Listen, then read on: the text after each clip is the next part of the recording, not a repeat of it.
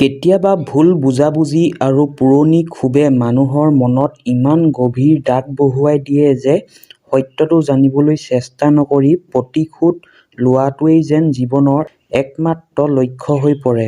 কিন্তু যেতিয়া সেই প্ৰতিশোধৰ প্ৰভাৱ নিৰ্দোষী মানুহৰ জীৱনতো পৰিবলৈ আৰম্ভ কৰে, তেতিয়া কথাটো কেৱল দুজন মানুহৰ মাজৰ বিবাদ হৈ নাথাকে, ই হৈ পৰে এটা ডাঙৰ অন্যায়ৰ বিৰুদ্ধে যুঁজ।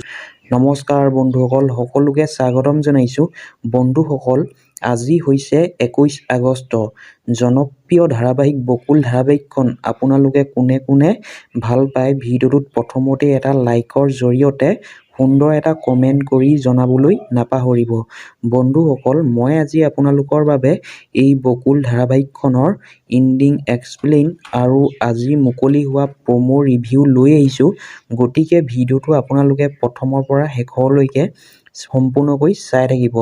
বন্ধুসকল, বকুল ধাৰাবাহিকখনত আমি যোৱাকালি শেষৰ ফালে দেখিবলৈ পাইছিলোঁ আদিয়ে গাৰ্গীৰ দেউতাকক আংকুল বুলি মাত লগোৱাত গাৰ্গীৰ দেউতাকে, মই জানো তুমি কিয় আহিছা, কিন্তু তুমি মোৰ লগত কথা পাতি সময় নষ্ট কৰাৰ বাহিৰে বেলেগ একো নোপোৱা, গতিকে তুমি যাব পাৰা, মোৰ বাবে সময়ৰ মূল্য আছে বুলি কোৱাত আদিয়ে, আংকুল মই জানো আপুনি মোক বেয়া পাই আছে, মোক দোষী বুলি ভাবিছে, কিন্তু বিয়াৰ কথাটোত কেৱল ময়ে দোষী নাছিলোঁ, মোতকৈ বেছি দোষ আছিল আপোনাৰ আৰু দেউতাৰ, সেইবুলি কোৱাত গাৰ্গীৰ দেউতাকে, নিজৰ লেতেৰাবোৰ মোৰ গাত ছটিয়াবলৈ চেষ্টা নকৰিবা, তোমাৰ আচল চৰিত্ৰ মই দেখিলোঁ, এইবাৰ মোৰ পাল, সেইবুলি কয়। তেতিয়া আদিয়ে, নহয় আংকুল আপুনি ভুল বুজিছে, বিয়াখন নোহোৱাৰ বাবে ভালেই হৈছে, মই গাৰ্গীক বিয়া পাতি কেতিয়াও সুখী হ'ব নোৱাৰিলোহেঁতেন আৰু গাৰ্গীও সুখী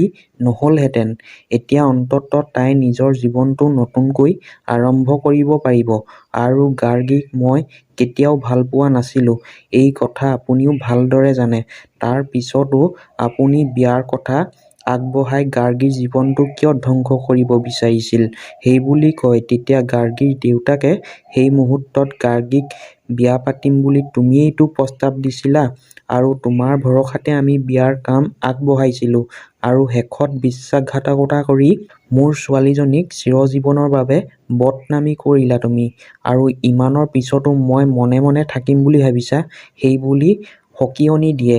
তেতিয়া আদিয়ে, এইবোৰৰ কাৰণো গাৰ্গীয়ে আছিল, তাইয়ে ষড়যন্ত্ৰ কৰি মোৰ আৰু অদিতিৰ মাজত বিভেদ আনিছিল আৰু এটা কথা, আপুনি আৰু দেউতাই ব্যৱসায়ৰ স্বাৰ্থতে বিয়াখন ঠিক কৰিছিল, মোৰ মতক আপোনালোকে গুৰুত্বই দিয়া নাছিল, সেইবুলি কয়। তেতিয়া গাৰ্গীৰ দেউতাকে, সেইবোৰ কথা কৈ তুমি নিজকে নিৰ্দোষী সজাব নোৱাৰা, সঁচা কথাটো হ'ল তুমি আৰু অদিতিয়ে মিলি গাৰ্গীৰ জীৱন ধ্বংস কৰিছা, গতিকে ময়ো তোমালোকৰ ধ্বংস বিচাৰিমেই, সেইবুলি কোৱাত আদিয়ে, আপোনাৰ দোষী আমি, আমাক শাস্তি দিয়ক, সেই অনাথ শিশুসকলৰ লগতনো আপোনাৰ কি শত্ৰুতা, আপুনি সিহঁতক ধ্বংস কৰিব কিয় বিচাৰিছে, এবাৰ সিহঁতৰ মুখবোৰ চাই আহকচোন, কিমান সৰল সিহঁত, আপোনাৰ অলপমানো বেয়া লগা নাই, সেইবুলি বুজাবলৈ লয়। কিন্তু গাৰ্গীৰ দেউতাকে, তুমি আৰু দেউতাইচোন মিলি সেই আশ্ৰমখন ভাঙিব বিচাৰিছিলা,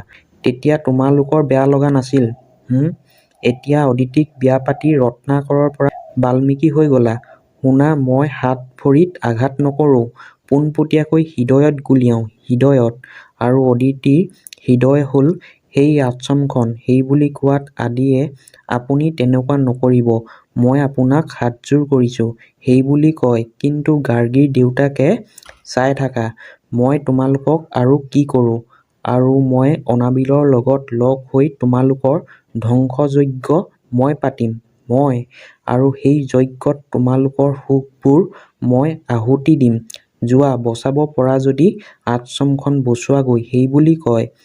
বন্ধুসকল, এতিয়া বাৰু আদিয়ে আশ্ৰমখন বচাব পাৰিবনে গাৰ্গীৰ দেউতাক আৰু অনাবিলৰ হাতৰ পৰা?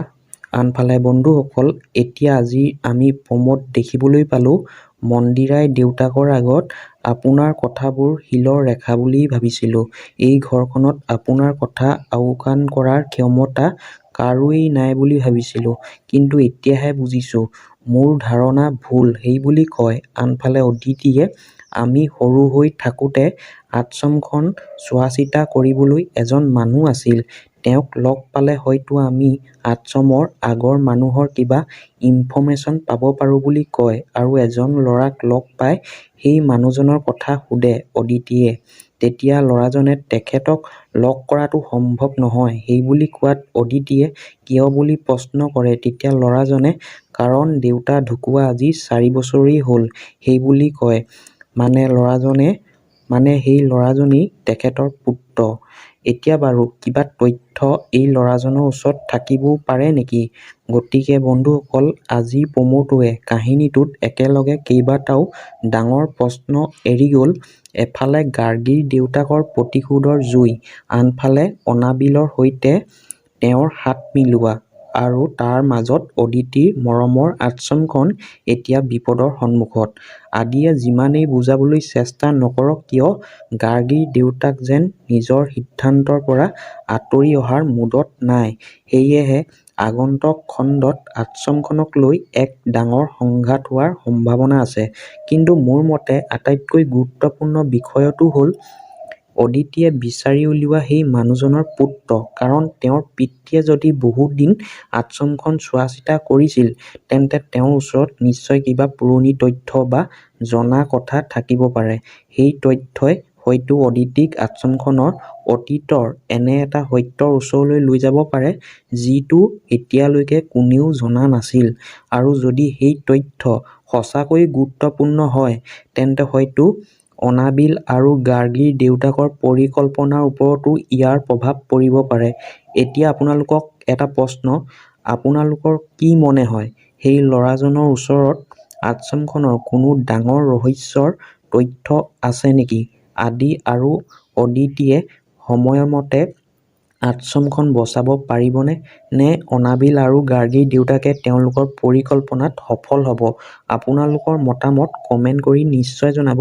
ভিডিঅ'টো ভাল লাগিলে লাইক কৰিব আৰু এনেধৰণৰ ধাৰাবাহিক প্ৰমো ৰিভিউ, এণ্ডিং এক্সপ্লেইন আৰু আগন্তুক কাহিনীৰ বিশ্লেষণ পাবলৈ চেনেলটো ছাবস্ক্ৰাইব কৰি বেল আইকনটো অন কৰি ৰাখিব। পুনৰ এটা নতুন প্ৰমো ৰিভিউ লৈ অতি সোনকালেই আপোনালোকৰ মাজলৈ আহি আছোঁ।